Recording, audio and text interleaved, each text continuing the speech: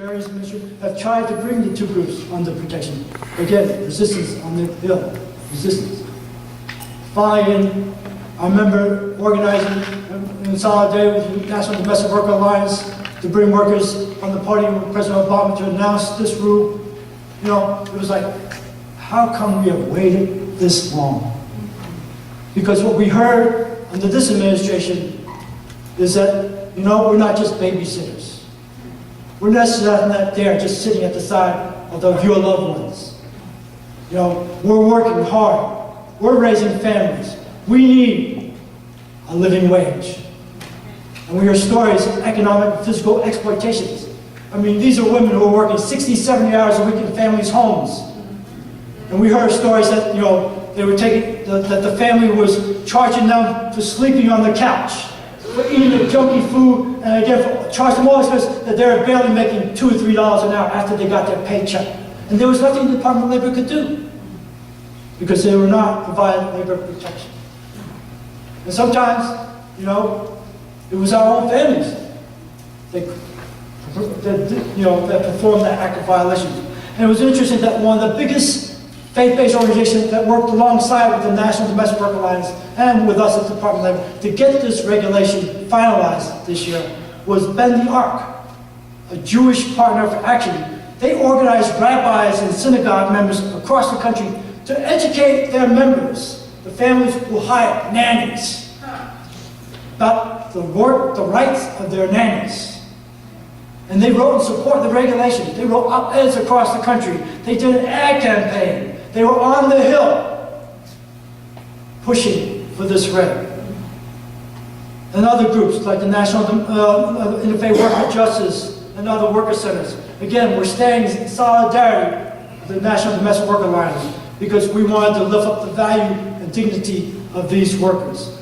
And so finally, 67 years later, we got them with protection. But sadly, now, sort of like the Affordable Care, the critics have sued, and now that legislation is tied, frozen, until we resolve it in the courts. And the hope for our critics is that they will tie it long enough that if there's a new administration of a different party, then they can kill it, and we go back to square one. It's taken us 10 years to write this rule and to finally pass it. And now, there's a possibility that we may lose it again. This law now covers almost 3 million workers. Workers, women of color. What was not said, again, but very evident, is the farm workers are still left out. Now I know we assume that because there's the United Farm Workers and they have rights. That's only for the farm workers of that union. But most of the farm workers across the country still have to fight for basic labor protection. That's why the Presbyterian Church is involved with the Immokalee workers in Florida, just to increase their wage. I went to visit with the Labor and Religion Coalition in New York State a while back, and they've been fighting almost for 10 years to get a state Bill of Rights to protect farm workers. So if you're a farmer and you have under 10 farm workers working on your land, if one of them dies in an accident, we have no right to investigate because that's what the law said. It doesn't permit us. The labor laws of the federal government are so more outdated. And we're trying to update them, bring in 21st century. Again, we mean political resistance, and resistance from the powers that be in those industries that don't want to see improvement in the lives of their workers. Faith-based organizations working with community organizations, labor unions, and other worker advocacy organizations are not waiting for Congress to raise the minimum wage. They appreciate our work and support with us and, you know, keep at it, but we're going to change it at the state level. So we have been applauding and lifting up these coalitions who have been organized at the state as well as the local level to pass legislation to increase the minimum wage. As of February 24th of this year, 29 states and at least 25 local jurisdictions now have minimum wages above the federal minimum wage. Was it in your city? Was it in your state? Seattle approved a plan last year to raise the city's minimum wage to $15 an hour by 2017, putting it on track to have the highest rate in the country along with San Francisco. Interfaith Worker Justice has organized a fast from fast food this Lenten season with people of all faith traditions to join in solidarity with as many as 4 million fast food workers to fight for a pay increase, not to $10.10 an hour, but to $15 an hour, and the right to form a union without retaliation. Now I'm going to lift up a couple of policy issues that might not cross your mind, but they're important, again, to help low-wage workers keep what they're making. Just keep what they're making, if not to try to move to the next level. The Department of Labor is working on, with support from the faith community, on redefining the overtime rule. You've heard the president speak about it, perhaps.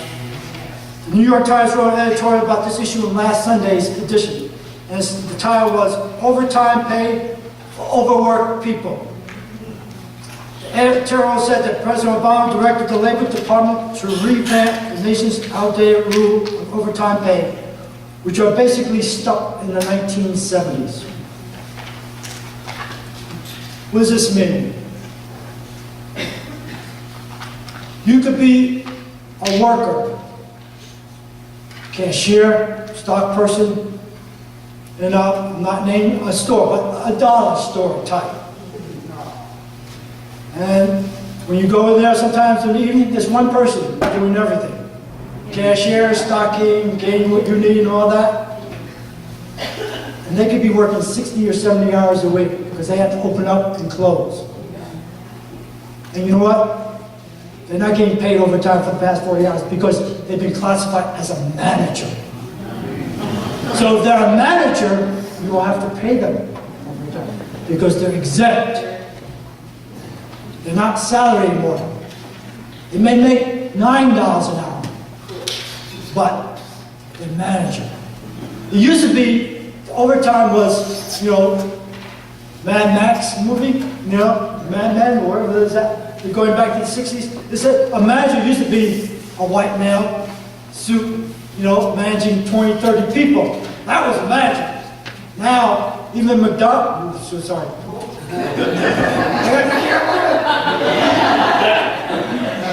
Okay, there is a suit against McDonald's right now. But anyway, a lot of fast foods are doing the same thing. There may be a small crew of 5 or 6 trying to do everything, and they take a cashier and they say, "You're the manager for the day, or the manager for the year, and we don't have to pay you overtime." You open up, you close up, you manage, because the other manager's not here today. So, also in terms of redefining the definition of what it means to work overtime, there's a salary cap. And again, it's stuck in the 1970s. It was maxed at $435 a week, which is about $23,000 a year. So again, okay wage, but still just barely above the federal poverty guideline for a family of 4. So certain people in the Hill, in Congress, now try to say the reality is that, again, if you're a worker and you're making $23,000, or automatically you cannot make overtime. That's the cap. And they said the reality should be that ceiling should be now raised to $52,000 a year. That's what really a manager should be making, not $23,000, but $52,000. But again, we're stuck. Congress is not going to move on it.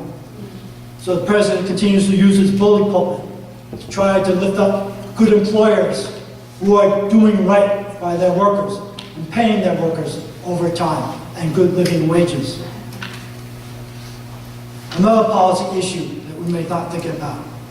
With the changing nature of our 21st century workforce, it's getting harder and harder to balance the demands of the family you love and the job you need.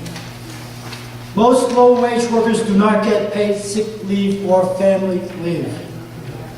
So if you are a low-wage worker and you're sick, and you have to take off work to get better, or you have to take care of a sick child or aging parent, if you take off, you don't get paid. Only 12% of private companies provide paid family leave. In Europe, all workers get 7 paid sick leave days. We are one of the few, quote, industrialized countries that do not offer our workers paid sick leave or paid family leave. Rudy Lopez, the new director of Interfaith Justice, said this: "No one should face the impossible choice of caring for their health or family or keeping their paycheck or job." The President has called on Congress as well as cities and states to pass legislation that will allow millions of working Americans to earn up to 7 days of paid sick leave per year. And Secretary Perez is lifting up employers who do provide paid leave and also employing the work being done by faith-based and community-based partners to advocate for paid leave at the state and local level. You know, one of the companies that we really lift up is Costco. You know, Walmart just raised his minimum wage for some, not all of his workers, to $10 an hour. Good step, good step, good step. Costco, if you're a cashier, you get $35,000 a year. Plus paid leave, plus vacation, plus health care. And guess what? As the owner of Costco would say, and we still make good money. I still make a profit. I've got happy employers who are committed to this company and will work for this company because, you know what? We all benefit economically when this business is running well. Versus the other big box stores models. I mean, Target, good luck. Okay. See, that's why I need to go back to organizing. It's really tough to be on this side of the fence. Target, now Target's concerned that it's going to lose perhaps, you know, Target's is also doing right by their workers. Is also afraid now they're going to lose people to Walmart because now they just raised their minimum wage to $9 an hour. You know, so there is that belief in the private sector that, you know, a rising boat lifts all. Well, you know, the hope is that maybe with this small trend, now that maybe low-wage workers will have more of a choice to go where they can get more. That's our hope too. So, moving on. The faith community is also challenged to support efforts of the Labor Department to strengthen its enforcement policy and practices. I had not realized that because I never imagined myself working at the federal government at this level, let alone working at the federal government. When I interviewed with Secretary Hilda Solis, the first Secretary of Labor in the first term of the Obama administration, I learned that the Department of Labor is the second largest enforcement agency behind the Department of Justice. We may have several thousand investigators, but we have 7.5 million workplace plus for police. So if every investigator tried to cover all 7.5 million plus workplace, it would take each investigator a couple of 100 years to be able to see if they are abiding by labor law. Wage theft, misclassification, and discrimination are major labor violations committed by unscrupulous employers.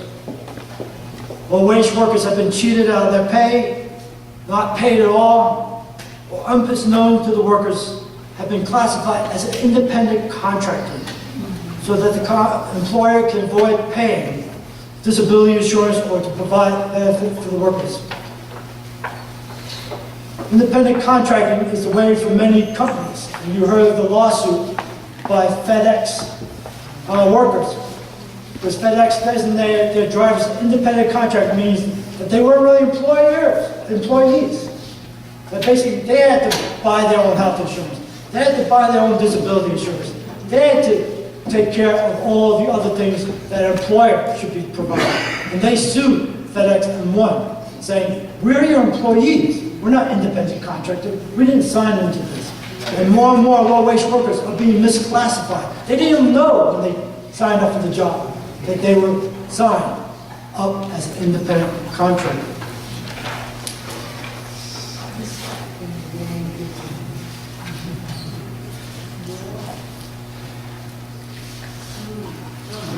Kim Bobo, who recently stepped down as Director of Interfaith Worker Justice, brought forth the issue of wage theft to the public. In her book in 2009, Wage Theft in America, Why Millions of Americans Are Not Getting Paid and What We Can Do About It. So they started this national campaign, Thou Shalt Not Steal. Stop wage theft now. So worker centers across the country, like Interfaith Worker Justice, National Day Labor Organizing Network, Clergy and Lay to United for Economic Empowerment California, have been working with us at the Department of Labor to help our investigators identify wage theft and misclassification cases. Working together with faith-based and community-based worker centers across the country, the Wage and Hour Division, our Department of Labor's enforcement agency that deal with these issues, recovered over $240 million in back wages for more than 270,000 workers just in the year of 2014.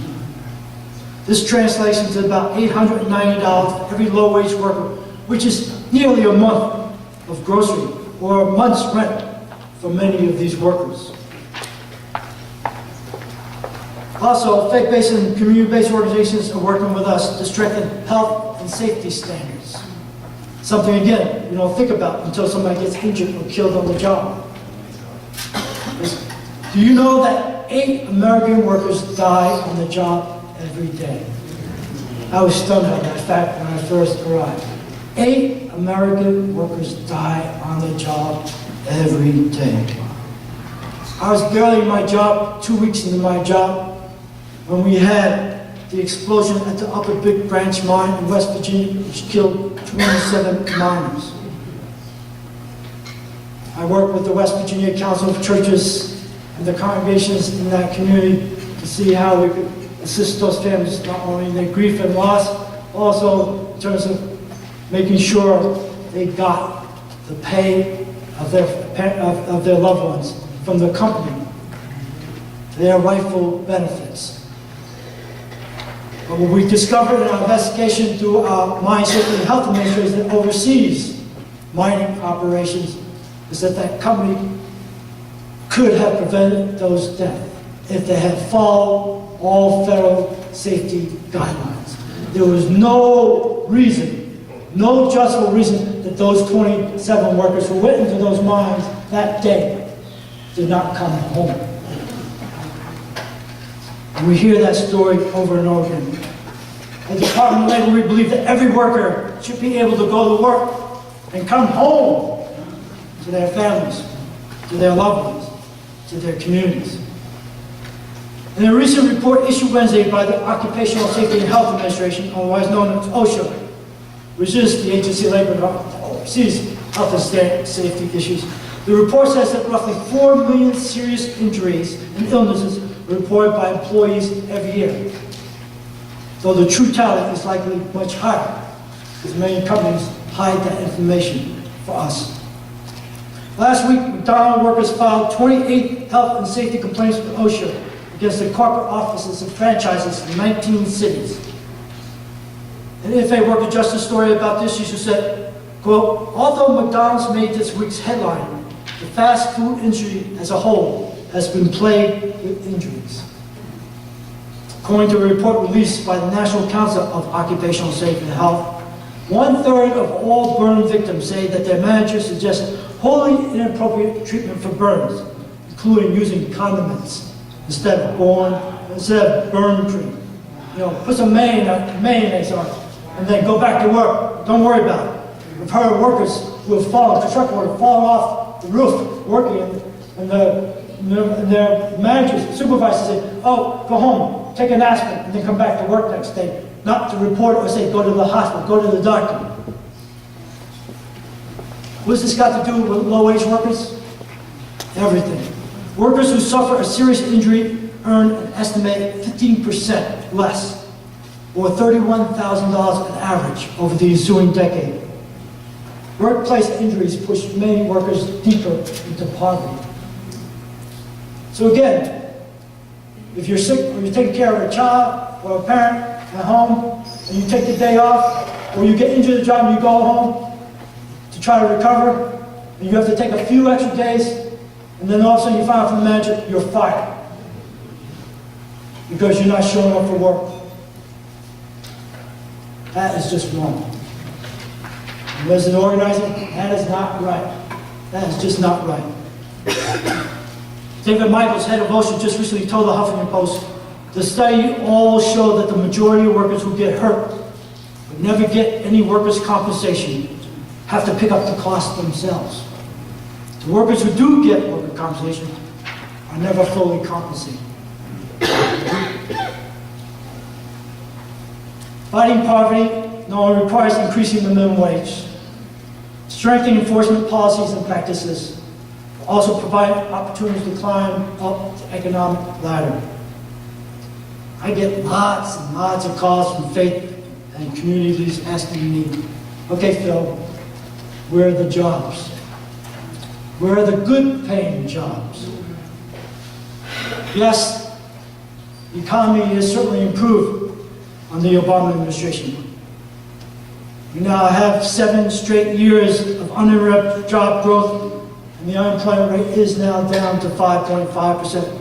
But we know that there's still a lot of people who have yet to be lifted up by this rising tide. There are a lot of people still looking for work. And we know that there are many who are working, but still struggling to get by. We know that wages have stagnated, but hopefully there are some signs, like Walmart and like Target and others, who are starting to increase in their wages. But there's still some hope that maybe wages will rise. Every week in our senior staff meeting, the Bureau of Labor Statistics, who keeps all this data, always report out monthly about, so all the employers have to file all these reports with us. And one of the things we always watch as the job numbers increase, are the wages increases. And at the last recent report, they have not. In fact, they went down, which is a shock to us. So again, the low-wage jobs, those jobs are increasing. Again, the pay scale is not. We don't create jobs at the Department of Labor, but we are the federal agency that provides training to get people back to work and to assist people to move up the economic ladder. The most important thing we can do is to give people more opportunity to move up the economic ladder so they have the skills to land a good job, a better paying job. The President has made skills investment a top priority. There's no single strategy. There's no magic, excuse the phrase, bullet for helping people move up the economic ladder. But one of the major actions we have taken during the past few years is to invest in people's skills level. And one of the ways we have done that is to invest $1.9 billion. That's always hard for me to talk.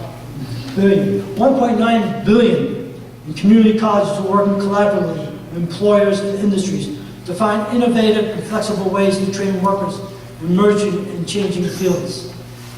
Most low-wage workers can't ever see going to a 4-year college, let alone pay for it. And even going to a community college is still a challenge.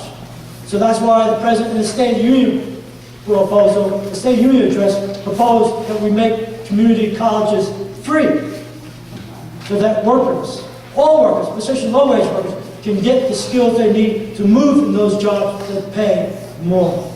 But again, that's going nowhere in this Congress at this time. Apprenticeships are another proven route to good paying jobs. The European models, Secretary Perez has visited during other European countries that view apprenticeship as a launching pad for good paying jobs. So industries in Europe basically have programs already, training programs already in the high schools for those students who are really clear about where they want to go. And they train them by high school, so the moment they come out of high school, they already have the skills to step into that job. Well, that's not true in the United States. So this year, under the President's initiative, we're making $100 million available this year for the American Apprenticeship Grant Competition to encourage and to reward public-private partnerships to help more companies and more workers participate in apprenticeship. We do have apprenticeship programs, and basically in the trade unions. They're the carpenters, they're the electricians, you know, shipbuilders. But again, most companies look to the Department of Labor to do the training, to train folks to take their job. We're saying to those companies, no, you need to also spend some money to do the training. And apprenticeship is one way, and we're willing to partner with you to leverage our resources with your resources, so that, again, we can get these young people who are not going to go to community college, who are not going to go to college, again, to be job ready to move and to work for your company. Finally, but certainly not last, Congress recently passed the Workforce Innovation Opportunity Act. Big term, we all know. To modernize the nation's workforce development system and to make it more job-driven. To compete in the global economy, the 21st century, this new law gives state and city workforce systems greater flexibility to use the funds to support the people who most need help in their area. Whether that be the long-term unemployed, laid-off factory workers, others with barriers to getting good jobs. So faith-based groups are working together with us. They're organizing against us and with us, and working with local workforce development systems, businesses, state and local governments to create living wage jobs. Gamaliel, for some of you are familiar, a national faith-based community organization, of which John Wells and Ann are a part of Gamaliel Network, is working in St. Louis and Missouri to push the state to provide living wage jobs on highway projects financed by state funding. Gamaliel's affiliate here in the Pittsburgh area, Pennsylvania Interfaith Impact Network, is organizing workers from the largest employer in Pittsburgh, that's right, UPMC Medical Complex, to pay a living wage to the service workers. Preach it. And as John told me yesterday, when I was asking, what's the update? You know, UPMC, again, now is the National Labor Review Board. Before, which is kind of like the Supreme Court dealing with labor issue. Basically, UPMC saying it's not responsible for all the other hospitals under this network, because it's not the employer. It's like, again, the FedEx saying, hey, you know, we don't employ these drivers. They're independent contractors. That's the same theme that, you know, they don't work for us, so we can't tell them what to do, so we can't tell them to pay their workers more. You need to negotiate with each of them. And again, the Gamaliel group is saying, no. This is one conglomerate. You need to come to the table. You need to get a living wage. You know? And the Industrial Areas Foundation is doing job training in Texas and Iowa and other states to help their workers to actually engaging. You know, Industrial Areas Foundation is the founder of organizing by Saul Alinsky. And basically, you know, they do organizing, but they came here and said, we want to do job training. Says, you guys don't do job training. Says, well, no, the city's not going to do it, the state's not going to do it, we're going to do it. And so now they're working with the state and city because they've been doing it successfully. And now, again, they're moving and working with employers to get their communities back onto the job market and also into good paying jobs. So faith-based groups are working in the workforce development system. I've talked too long. Let me close. Let me close with a quote from my friend, the Reverend J. Herbert Nelson, who heads our Presbyterian Church USA Office of Public Witness in D.C. J. Herbert made this statement after a demonstration in D.C. that he and other faith leaders organized, urging the President to sign an executive order to increase the minimum wage for federally contracted workers, which the President did. And he said this, J. Herbert, I chose to sacrifice my body and spend time being arrested to declare to the President, in the words of the labor chant, no justice, no peace. I expect that God will move in President Obama's heart to give him the courage to sign an executive order that will ensure that the federal government only does business with companies that bargain collectively with workers, pay living wage and benefits, and stop wage theft and limit excessive CEO pay. And know that I am in this fight for the long haul. I will continue to struggle with this administration and the Congress to create good jobs, improve the ones we have, raise the minimum wage, and make sure workers have their rights and dignity. Yes, sir. It's a poster, when you come to my office, it's on my door. Speaking as a member of the faith community, as a member of the Obama administration and the Department of Labor, we are working toward the goals of advocating for higher wages, improving working standards, having a robust worker voice, finding new ways to support workers and address the growing inequality of wealth and opportunities in our nation, and honoring the dignity of workers. But we cannot succeed without the support and engagement of the public, especially of the faith community. The voice of the faith community is important and can and has made a difference in promoting public policy that has improved the lives of millions of low-wage workers and all workers, and to create an economy that works for everyone. So we need your help. We need your support. We need you to stand in solidarity with low-wage workers and all workers. We need to be on this journey together. And we don't need it to happen tomorrow. We need, as Dr. King says, time is always right to do what is right. The time to do what is right is now. Thank you.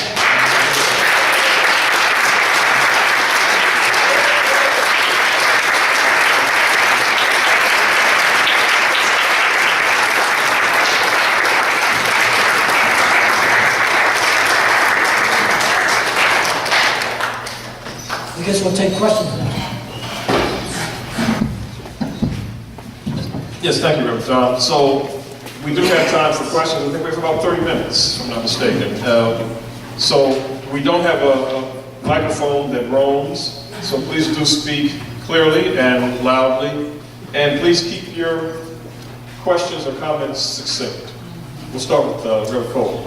Just an announcement, the Fair Fight for $15 rally across the country, which is going to happen in Pittsburgh, is on April 15th here from 4 to 6 o'clock. Everybody ought to be out there. So my question is, getting succinct, my question is, the common narrative that is often out in our media is that stagnant wages are a result of technology and globalization. I'd like you to respond to that. Simply,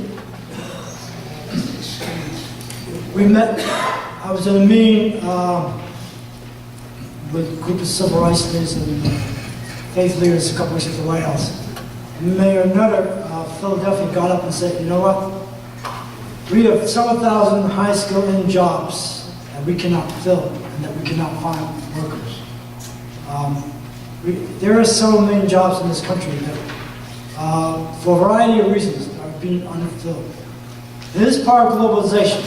I mean, again, it's a trend, and the administration is trying to stop it. But basically, we all know. I mean, look at it. You look at the clothes we wear.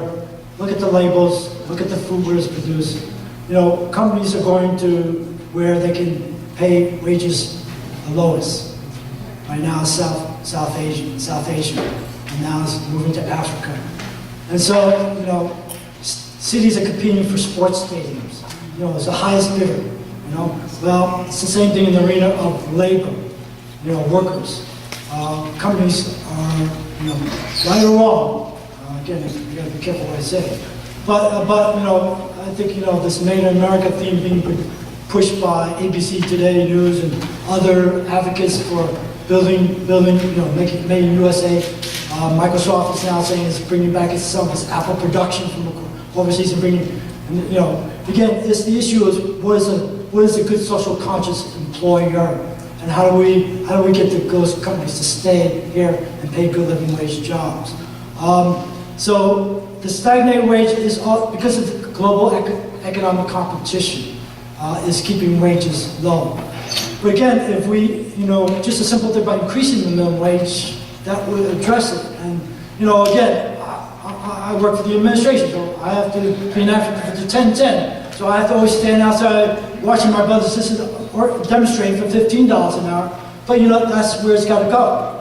You know, we got to fight on promoting the wages in the United States. But at the same time, how do we work with employers to keep those jobs in the U.S. and to increase, and again, to keep good paying jobs? So it's a very complex issue, but simplistically, that may be too simple an answer, but that's part of the solution. Tough to implement, but again, necessary actions to take. Yes? Oh, I thought, yeah. Do you hear from any of the union workers or the union that due to the influx of undocumented immigrants, that it is harder for them to keep up with the wages or either get some of the jobs because of the influx of the immigrants? Undocumented. No, okay. That's, I will get directly the answer. Let me tell you one story. Farm workers in California went off the job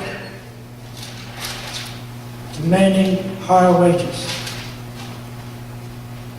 Employers, farm owners could not find workers to replace them. They advertised locally and nationally. Immigrant workers, and I are not taking away anybody's job. In fact, immigrant workers, undocumented, are revitalizing many urban areas, and they are working in the jobs that they create, in the bodegas, in their restaurants, in their little stores.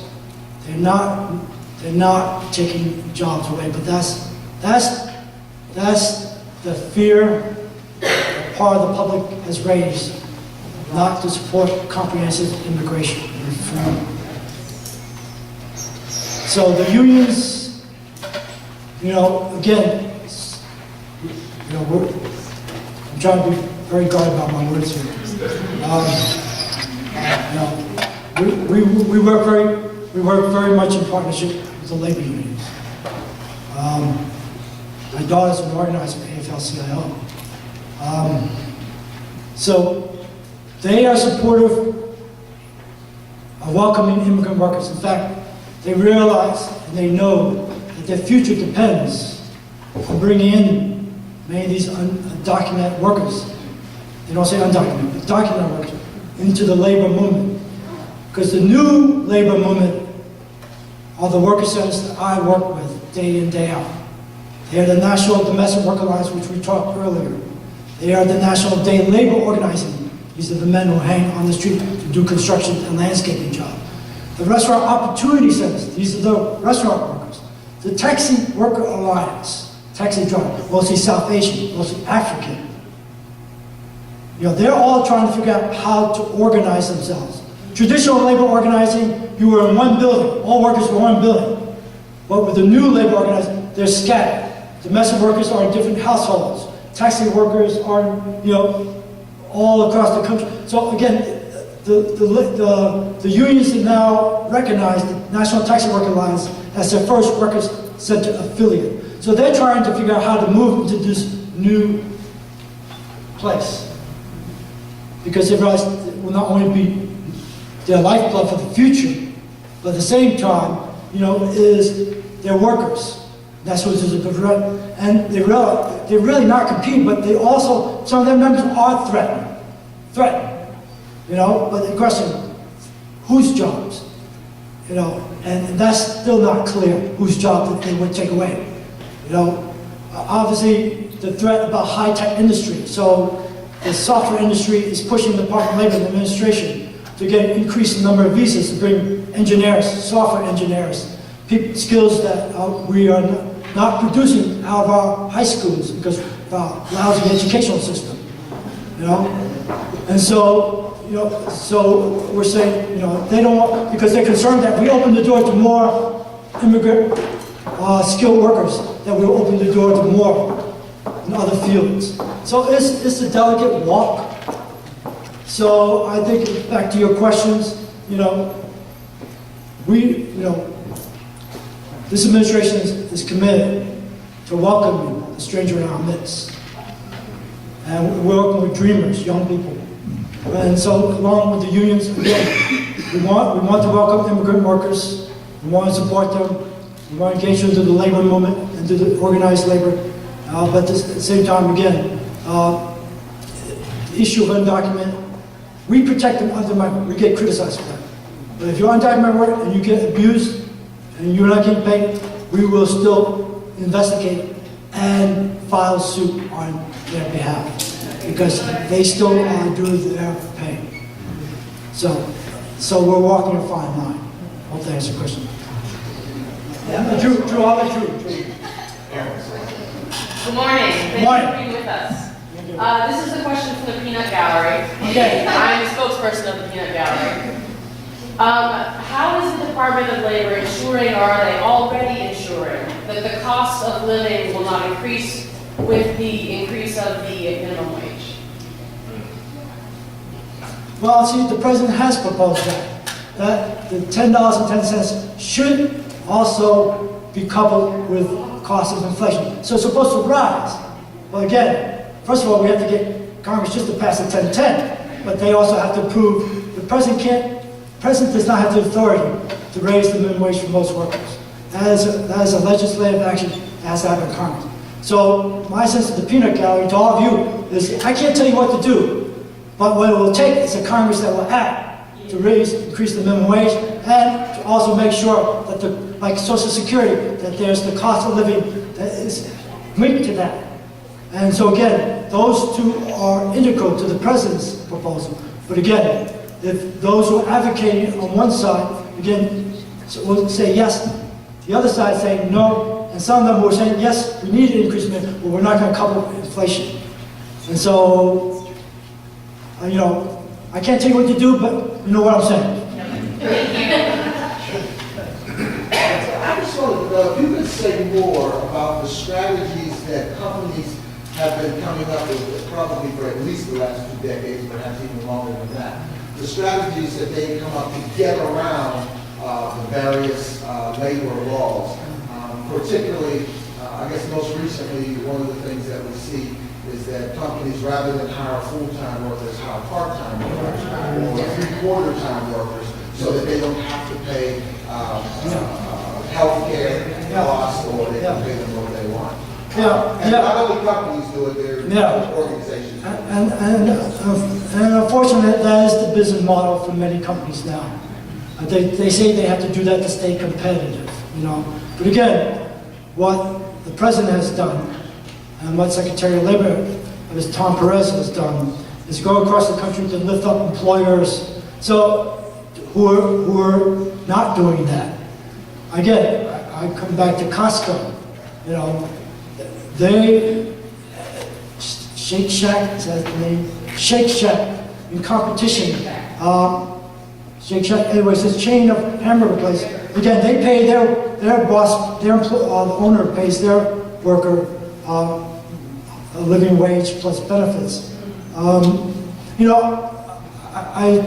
attend every year the Restaurant Opportunity Center. Just to get back to your question. Restaurant Opportunity Center,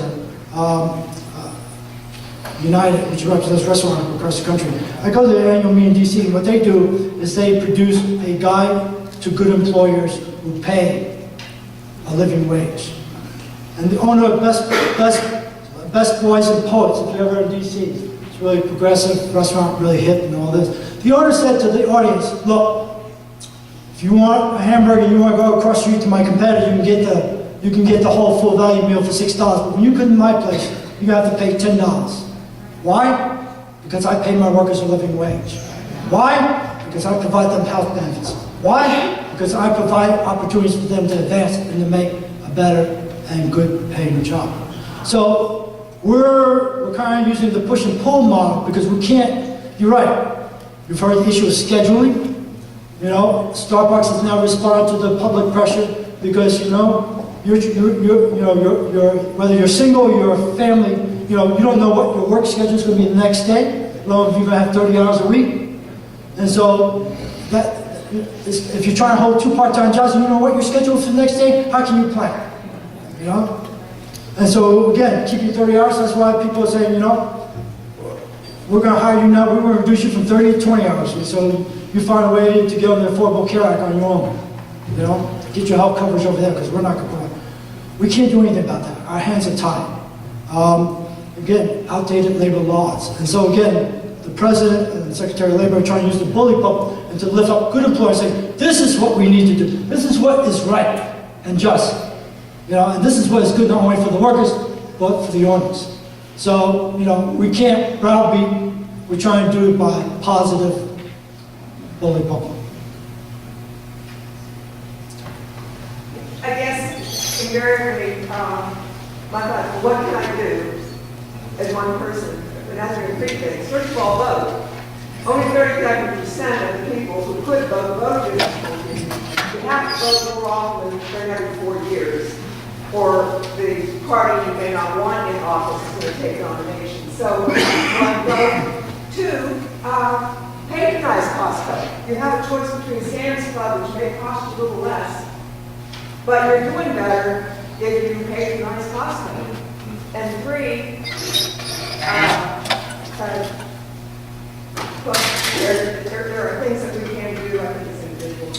Yeah. And if we are becoming better informed as to those people who are paying a minimum wage, a living wage, not minimum wage, do something to support them. It may hurt you a little bit more than pocketbook, Yeah. but you're doing better. Yeah, thank you. Let me just add to that, just briefly. It's not boycotting. It's consumer choice. And we have a choice to support businesses that are doing right and just for their employees. Second thing is that without the help of faith-based groups like Interfaith Worker Justice, like California Laity United for Empowerment, California, these are the worker centers, that are basically mobilizing congregations, synagogues, and mosques to work with us, to help us to work with low-wage workers, to identify wage theft and all the labor violations. Because again, as I said, we have several thousand investigators covering 7.5 million plus workplaces. So we depend on the worker centers to help us to identify those places where these violations are taking place, and to help us make our case. Because I feel, I can't even tell you, can give me a guess, I get hundreds of calls every week from workers saying, I just got a call from a guy in the construction industry in Baton Rouge. He says, I worked for a week for this guy, I didn't get paid. So I directed him to the worker center in New Orleans, and now they're helping him because worker centers are organized because they know the system, local system, with the Department of Labor to file grievances. They will provide him or her legal support because they have lawyers with them to make sure they're able to file a case. And again, to help them walk through what is sometimes a very long, laborious process. It may sometimes take 2 or 3 years to recover your lost wage, if you can find that employer who suddenly disappears. But again, this is where you as the faith community, and is to work collectively with your faith and community partners, forming worker centers or working with existing worker centers, and also mobilizing past state legislation and local legislation to improve the working conditions of workers, low-wage workers, and all workers. Well, they're not saying screw the Phil, come see you, Phil. Say you keep doing what you're doing, but we're going to move past you. We need to work at the local level. And so if you're not working at your local level, why not? Challenge. Phil, let me ask a question. Yes. It's my impression that the Catholic Church has been more systematic in promoting and advocating for living wage issues than the Protestant Church. Just my impression. You can respond to whether that's in fact the correct impression. But from the Pope on down, the Pope has made very, very high-profile comments about poverty and income inequality and living wages. The National Catholic Bishops' Conference has passed resolutions. State Catholic Bishops' Conferences have passed resolutions encouraging the church in its entirety to get on board with these living wage issues. So what do we learn from the practices of the Catholic Church on this? What can we learn from the best practices within Protestantism around being systematic on these issues? How do we move it from denomination-wide levels down to congregational levels? What are some best practices here, and as it relates to the way the churches as a collectivity have been responding to these issues? That's a good question. Not as simple an answer I say yes. We have been grateful for the U.S. Conference of Catholic Bishops and the network, the nuns on the bus, very supportive of increasing the minimum wage. And again, Protestant folks mainline. We don't have unanimity from the religious community. So I guess I want to add a caveat. So organizing principle is that, who may be your ally on one issue may become your enemy on the next issue.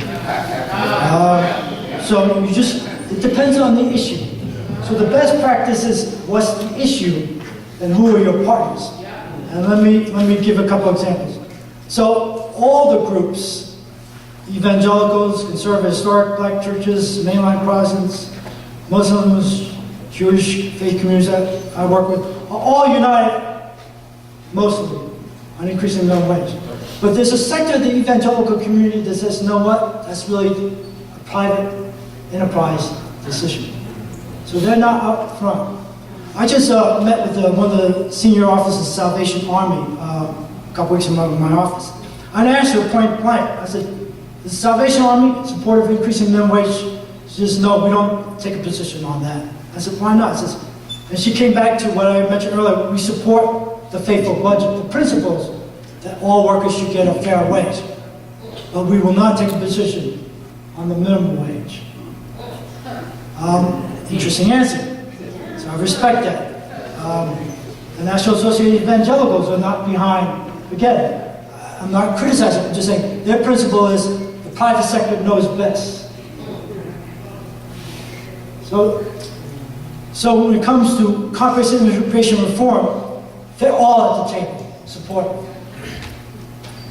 And the reason we vehemently support comprehensive reform, not only because it's right and just, because back to the immigrant worker, a lot of immigrant workers are threatened by their employer, even though they're documented, but they fear being deported, or somebody in the family being deported, because this has happened in many cases. We've been fighting this.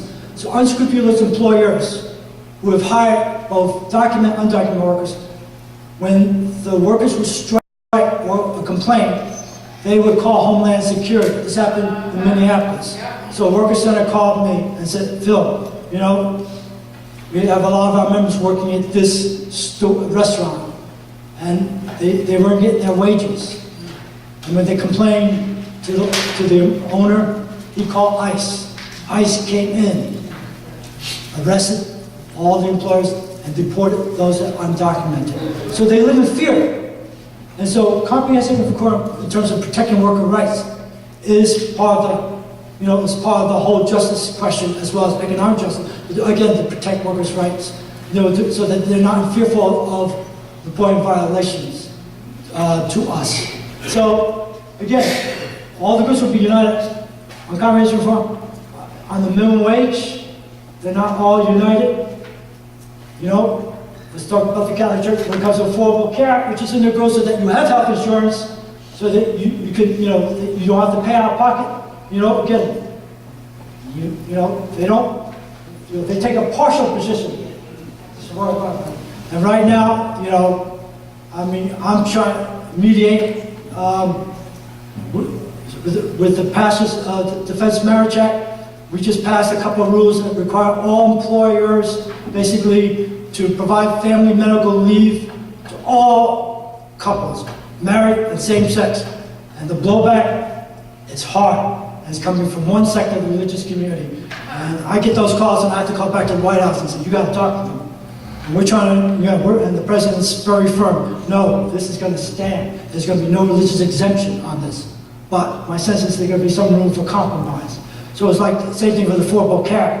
Religious groups say, we're not going to abide by that because, we don't support abortion. We want an exemption from that rule. Or as the Salvation Army, other religious orders. We want the privilege and the right to hire who we want as senior leaders who fit our religious belief.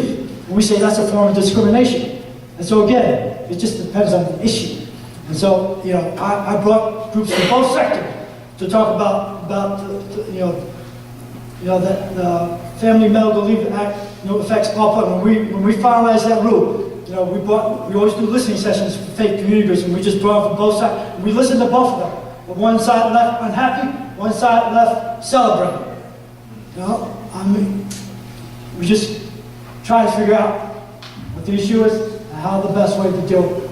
So it becomes, the religious issue becomes a political issue based on religious principles. So it's a complex response to your question. Best practice. Big round of applause for Reverend Phil.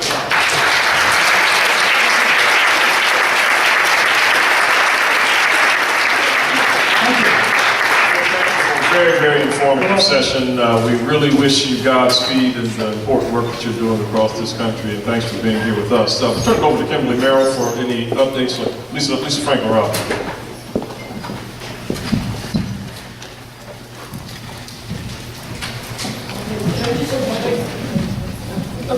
You should have received a handout, 2 pages. So, my office. We have it in the back. We're one, all of our agencies, the public care, and Defense Department has a faith-based legal partnership center. So if you have any questions regarding to your particular ministry, feel free to call me.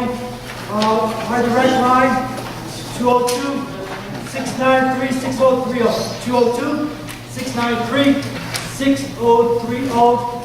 And you have phone number, office phone number, each department. All I have is put you directly in touch with my counterparts at the other secretaries.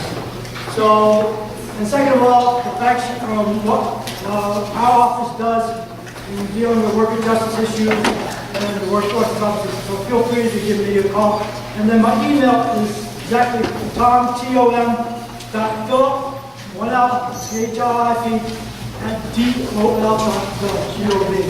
The tom.philip@DOL.gov. Thank you. Thank you very much.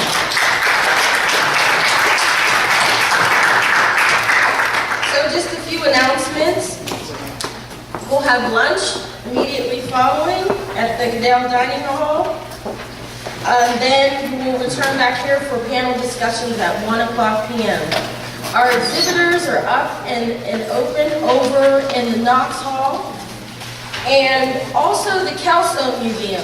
The Kelso Museum that we have here is extraordinary. We have artifacts in the museum that date back to 2000 BCE. And it is just a secret that we no longer want to keep. So please bring your children, bring your youth groups, bring yourselves, and anytime you can set up classes even there. It's a wonderful place to learn artifacts from the Middle East. Also, those of you who are on Twitter, blow it up, hashtag MUI, Live Theology, hashtag PTS Now. Get on Facebook, blow it up. Tell them you're missing an outstanding time at PTS. And we also have free Wi-Fi. So that's all that I have. Oh, Dr. Smith.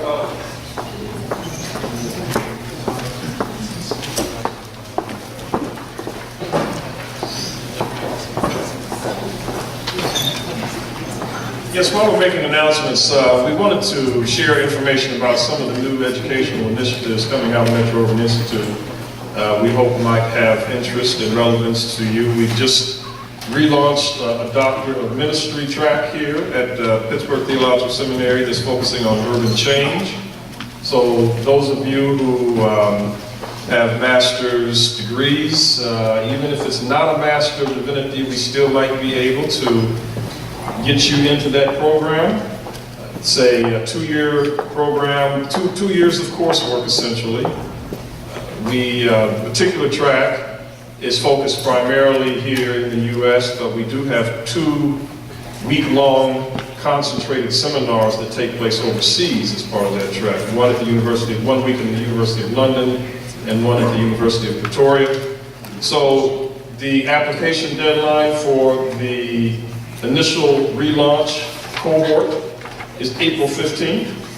We invite you or persons that you may know who may have interest to apply by April 15th. We do have brochures that are available in the John Knox room, and I believe right outside the door. So please feel free to pick those up, and then I'm going to ask Kimberly Merrill to talk about some of the other initiatives. Two of our other initiatives, the first of which is our Urban Christian Leadership Certificate Program.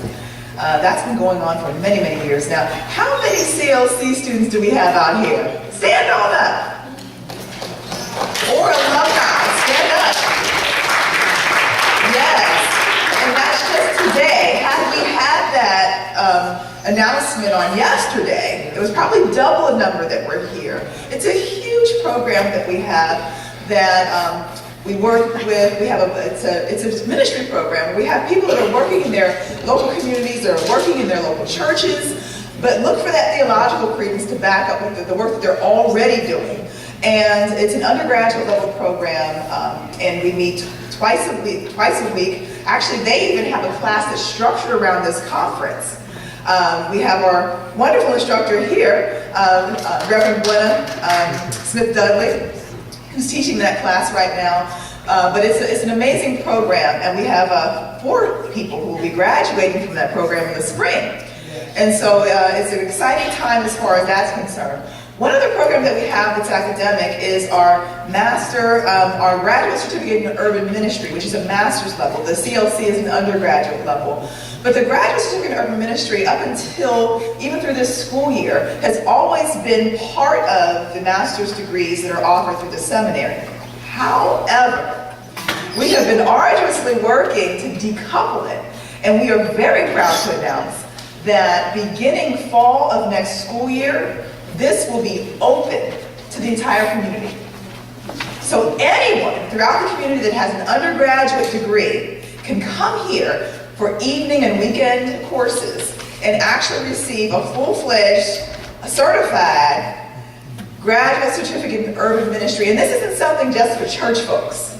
We want the folks down the street at Google. We want you over there in the housing authority and everybody else to be able to access this. If you're living and working in the urban center, it's a very relevant program. And we do have more information about that actually in the exhibit area as well. And actually for all of you, because you've registered, we will be launching that and actually advertising that in the days to come. Thank you so much. We have people that will help guide you over to the dining hall, the dining room, Cato dining room, and we look forward to seeing you back in here at 1 p.m. This is your only chance, the last chance to see our exhibitors, so please visit our exhibit booths as well.